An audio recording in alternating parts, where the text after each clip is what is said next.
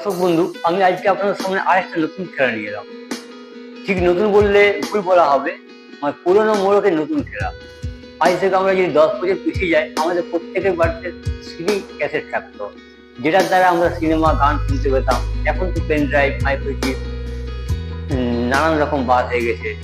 সেই রকমের খেলা দেখাচ্ছে সিডি ক্যাসেট। দেখুন, আমার কাছে একটা বাক্স আছে আর একটা সিডি ক্যাসেট আছে। এই সিডি ক্যাসেটটা দেখুন এইদিকে ঢুকিয়ে দিলাম, এইদিকেও সাদা আছে আর দেখুন এইদিকেও সাদা আছে। আপনারা দেখতে পাচ্ছেন দুদিকই সাদা।